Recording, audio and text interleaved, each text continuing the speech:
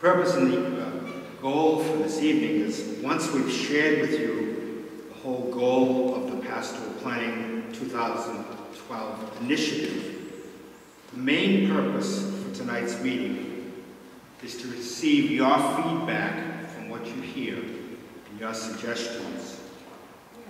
That will be done tonight in 3 ways. There'll be polling questions, verbal feedback, and written feedback. This then, in turn, will be communicated to the committee from the Archdiocese.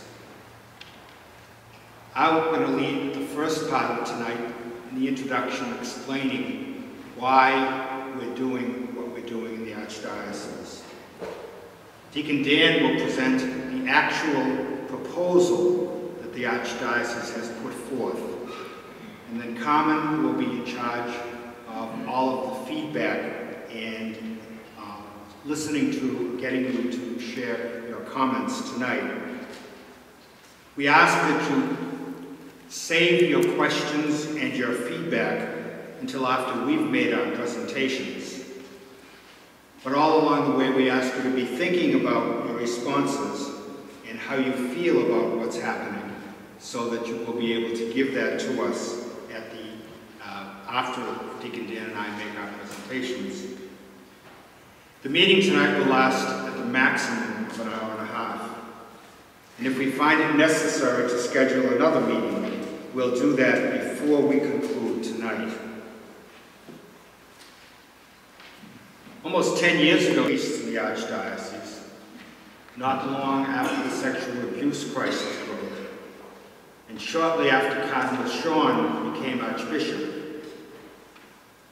At that meeting, the Cardinal explained the changing face of the Church, the declining number of priests and churchgoers, as well as the excess number of church buildings and the financial strains within parishes.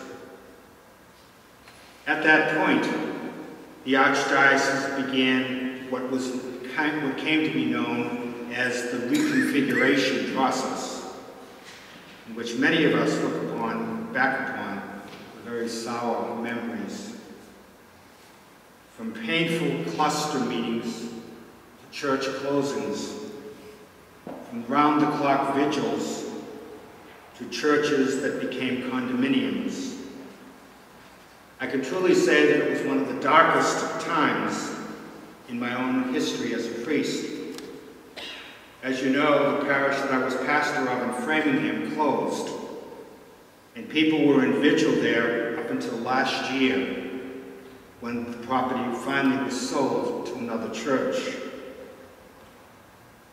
Almost 10 years later, the face of the church continues to change, but the issues remain the same. We presently have 290 parishes in the Archdiocese. We have a total of 346 priests who are available for parish ministry.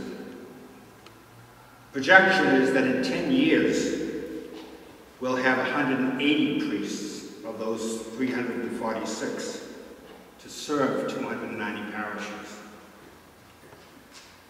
The number of other ministers in the church, like pastoral associates, directors of religious education, are also projected to shrink by 60 to 80% if nothing is done to attract a new generation. Also, the financial situation in 40% of the parishes in the Archdiocese is that they're unable to meet their bills. That's not us, but 40% of the parishes in the diocese can't meet their bills.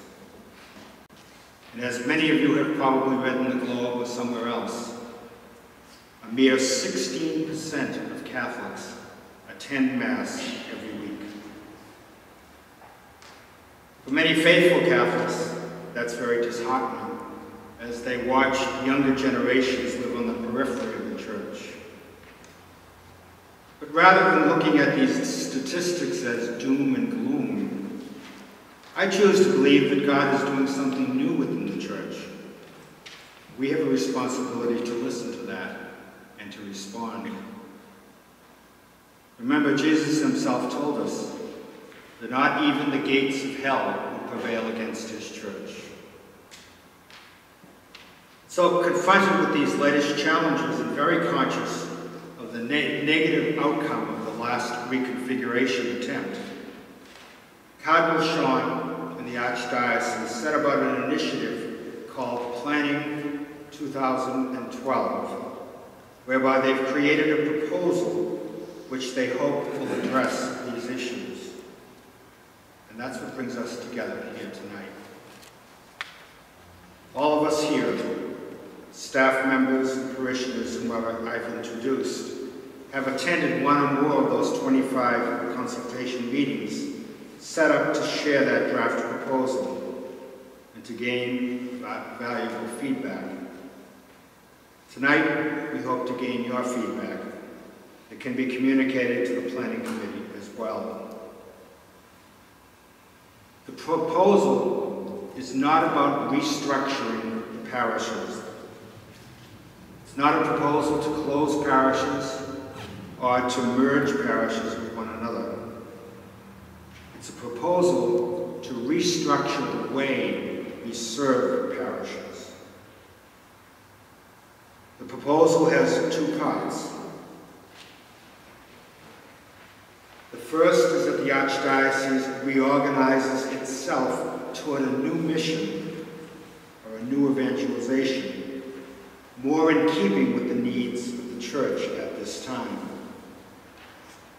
This challenging vision will accomplish through mission initiatives specific actions that arise out of the strategic priorities established by Cardinal Sean. These initiatives are: 1, becoming a church that more readily and actively welcomes every man, woman, and child to conversion of the life of Christ.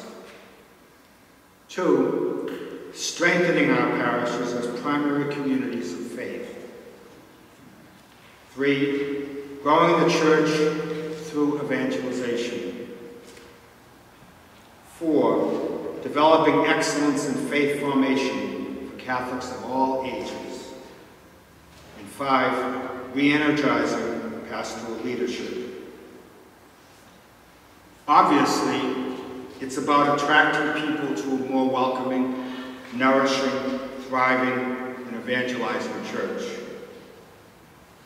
Each of these major initiatives would have action steps, accountability structures, and benchmarks. The second part of the proposal would be to develop a new structure of serving parishes. The Cardinal has indicated that we have to move from a position of maintaining what is to one that is mission-oriented. Today's parishes are organized largely to maintain the status quo. But obviously, what isn't working, with only 16% of people in this church. Deacon Dan will follow my presentation with the actual proposal and how that would affect St. Michael's Parish. Over and over again in these consultation meetings, it's been emphasized that this is simply a proposal. It's not a done deal. These consultation meetings are set up to listen to our feedback, and if the proposed plan does not seem to be workable, then they're looking to us to make other suggestions and hopefully to come up with something that will work to solve the dilemmas that the diocese is now facing. Dan?